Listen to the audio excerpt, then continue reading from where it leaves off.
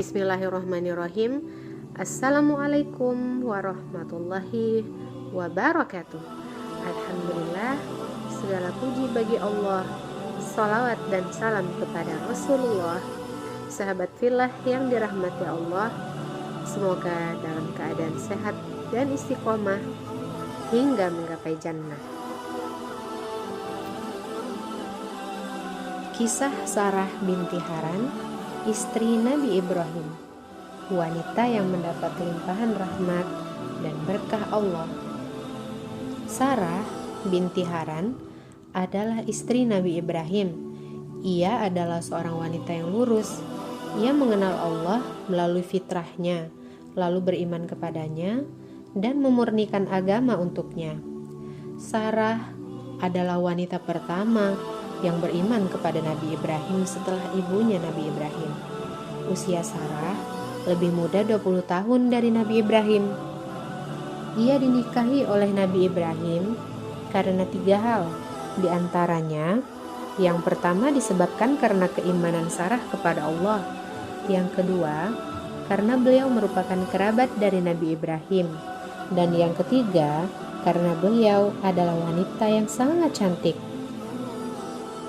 Bahkan para alim menyimpulkan, setelah Hawa, tidak ada wanita yang cantik sampai pada zaman Nabi Ibrahim kecuali Sarah. Sehingga para ulama mengatakan ketampanan Nabi Yusuf didapat dari nasabnya Sarah. Apakah hal ini ada kaitannya? Jelas ada, sebab dari Sarah lahir Ishak.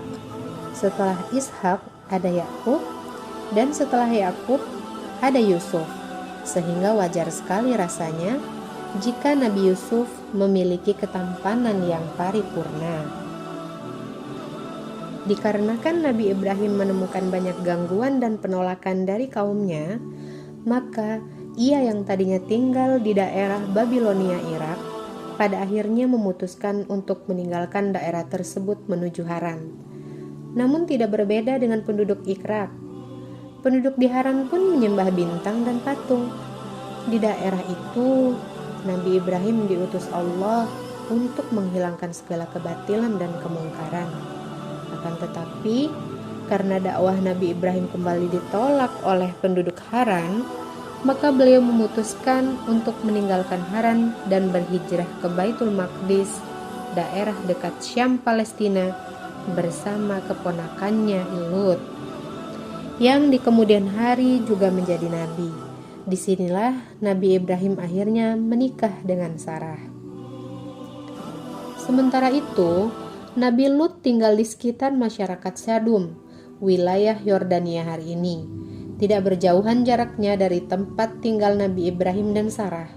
Di sanalah nantinya Nabi Lut berdakwah kepada kaum Sodom, yakni kaum yang melakukan perbuatan menyukai sesama jenis. Nabi Lut dan Sarah sebelumnya memang memiliki hubungan kekerabatan kepada Nabi Ibrahim. Nabi Lut merupakan keponakan dari Nabi Ibrahim, sedangkan Sarah adalah sepupu dari Nabi Ibrahim. Sehingga pada saat itu tidak ada yang beriman kepada Nabi Ibrahim kecuali hanya Lut dan Sarah. Kembali kepada kisah Sarah dan Nabi Ibrahim. Ketika daerah tempat tinggal Nabi Ibrahim dilanda paceklik, beliau mengajak serta Sarah berangkat menuju Mesir dengan harapan menemukan tempat yang subur untuk mengembalakan ternak-ternaknya. Akan tetapi, terjadi sebuah peristiwa pada Sarah, yakni sebuah cobaan yang diiringi anugerah. Alkisah, ketika itu Mesir dipimpin seorang diktator. Ia adalah seorang raja bernama Amr bin Amru al-Qais bin Mailun. Kegilaannya terhadap wanita sangat melampaui batas, terlebih kepada wanita yang sudah bersuami. Ini merupakan penyakit kejiwaan, disebabkan tidak mungkin seorang wanita dinikahi jika bukan karena kelebihannya. Demikianlah raja tersebut berpikir. Kisah ini diceritakan langsung oleh Rasulullah dan dalam hadis sahih yang diriwayatkan oleh Abu Hurairah. tidak pernah Ibrahim berdusta kecuali 3 kali. 2 di antaranya adalah terkait zat Allah, yaitu ucapan beliau, "Sesungguhnya aku sakit," dan juga ucapan beliau, "Sebenarnya patung yang besar itulah yang melakukannya." Beliau, Rasulullah, melanjutkan, pada suatu hari Nabi Ibrahim dan Sarah masuk ke wilayah salah seorang penguasa zalim. Kabar kedatangan mereka terdengar sampai ke telinga Raja Mesir melalui pengawal yang melaporkan kepada raja itu, "Sesungguhnya di sini, di wilayahmu, terdapat seorang pria dan seorang wanita yang cantik." Merasa telah menemukan mangsanya, raja itu pun lalu memerintahkan kepada pengawalnya untuk memanggil seorang pria yang bersama wanita tersebut, yakni Nabi Ibrahim alaihissalam. Nabi Ibrahim tidak menemukan cara untuk menolak, apalagi menghindar dari panggilan tersebut. Menolak berarti menentang dan siap menghadapi resikonya. Mau tidak mau, datanglah Nabi Ibrahim menghadap, dan raja pun bertanya, "Siapa sebenarnya wanita yang bersama denganmu ini?" "Dia saudara perempuanku," jawab Nabi Ibrahim. Beliau lalu dibebaskan, tersebab raja mengetahui bahwa Nabi Ibrahim bukanlah suami dari si wanita, karena jika Nabi Ibrahim mengatakan bahwa beliau adalah suami dari wanita tersebut, maka beliau akan dibunuh. Inilah kebohongan Nabi Ibrahim yang ketiga, karena beliau mengakui bahwa Sarah bukanlah istrinya di hadapan Raja Mesir, melainkan Sarah merupakan saudara perempuannya. Akan tetapi hal ini memang benar, tersebab antara laki-laki mukmin dan perempuan muslimah adalah bersaudara dalam akidah tauhid Islam. Terlebih saat itu tidak ada yang beriman di wilayah tersebut melainkan mereka berdua. Setelah dibebaskan, Nabi Ibrahim menemui Sarah dan berkata, "Wahai Sarah, di dunia ini tidak ada yang beriman selain aku dan engkau." Raja itu menanyaiku, lalu aku mengatakan kepadanya bahwa engkau adalah saudara perempuanku. Jika raja itu bertanya kepadamu, katakanlah hal yang sama, dan janganlah engkau mendustakanku. Kemudian datanglah utusan yang diperintahkan untuk menjemput Sarah.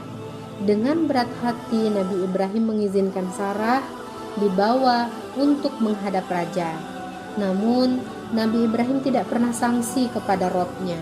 Ia yakin Allah hendak memberikan kebaikan dari kejadian ini. Maka ia menjalani takdir ini dengan penuh kesabaran dan permohonan agar hatinya senantiasa diringankan dan dibukakan supaya selalu menerima ketetapan yang Allah berikan kepada dirinya dan keluarganya. Ia sampaikan permohonan itu di dalam sholat hajatnya. Begitupun dengan Sarah, ia tidak sama sekali ragu akan pertolongan Allah. Ia yakin bahwa Allah tidak akan membiarkan hambanya terzolimi.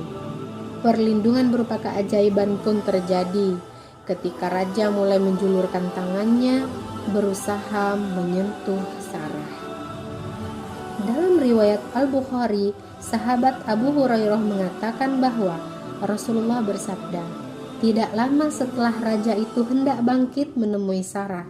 Sementara itu Sarah berwudu, lalu sholat dan berdoa, 'Ya Allah, jika benar aku beriman kepadamu, juga kepada Rasulmu, serta memelihara kehormatanku selain terhadap suamiku, janganlah beri kekuasaan kepada orang kafir ini untuk menodai kehormatanku.'" Allah mengabulkan doa Sarah. Tiba-tiba raja itu berhenti napasnya hingga jatuh bertekuk lutut. Dalam riwayat lain, Abu Hurairah mengatakan, Sarah pun berkata, "Ya Allah, kalau dia mati, maka orang-orang akan mengatakan bahwa akulah yang telah membunuhnya." Demikianlah raja itu berusaha mendekati Sarah 2 atau 3 kali, namun Allah selalu menggagalkannya. Kemudian raja tersebut putus asa dan berkata, "Demi Allah, bukan manusia yang kalian bawa kepadaku, melainkan setan. Kembalikanlah wanita ini kepada laki-laki yang bersamanya dan serahkanlah Hajar kepadanya." Sarah bersyukur kepada Allah. Bersama Hajar, ia segera kembali ke penginapannya. Setibanya di sana, nampak Nabi Ibrahim tengah khusyuk dalam rangkaian sholat dan doa yang ia panjatkan untuk keselamatan istrinya. Sarah pun berkata, "Apakah engkau tahu bahwa Allah telah menghinakan orang kafir itu dan menghadiahkan seorang pelayan wanita kepadaku?" Betapa gembiranya Nabi Ibrahim saat mendapati istrinya kembali tanpa mendapatkan perlakuan jelek dari Raja Mesir. Ia menyebut kedatangan Sarah dengan sukacita dan bahagia. Perjalanan ini dilalui oleh Nabi Ibrahim dan istrinya Sarah beserta budak mereka Hajar dari Mesir dan kembali lagi ke Palestina. Mereka pun menjalani kehidupan dengan sangat damai dan tentram. Akan tetapi dari hari ke hari, bulan ke bulan, dan tahun ke tahun, pernikahan Nabi Ibrahim dan Sarah sampai di usia senja belum juga kunjung mendapatkan keturunan. Hal ini membuat Nabi Ibrahim bersedih dan selalu berdoa kepada Allah agar dikaruniai anak. Di antara doa Nabi Ibrahim, "Rabbi habli minas sholihin." Ya Allah, anugerahkanlah kepadaku seorang anak yang termasuk orang-orang solih. Di dalam Al-Quran surat As-Saffat ayat 100. Nabi Ibrahim berdoa dengan penuh keyakinan bahwa Allah akan mengijabah doa-doanya tersebut suatu hari nanti. Namun demikian, tetaplah beliau hanya manusia biasa yang tak luput dari rasa sedih dan kegundahan mengingat usianya yang sudah semakin renta. Melihat kesedihan yang melanda Nabi Ibrahim, Sarah sang istri tidak tega sebab ia belum juga kunjung memberikan anak kepada sang suami. Pada akhirnya Sarah pun berdoa kepada Allah Subhanahu wa Ta'ala agar Nabi Ibrahim diberikan keturunan, sehingga dengan lapang dada dan penuh haru, Sarah menawarkan Hajar, seorang budak yang diberikan Raja Mesir, untuknya agar dijadikan istri. Kepada Nabi Ibrahim, Sarah mengatakan, "Wahai kekasih Allah, sesungguhnya Allah belum memperkenankan aku melahirkan anak. Mudah-mudahan Allah mengkaruniakan anak kepadamu. Mudah-mudahan Allah memberikan kita anak keturunan darinya." Wassalamualaikum warahmatullahi wabarakatuh.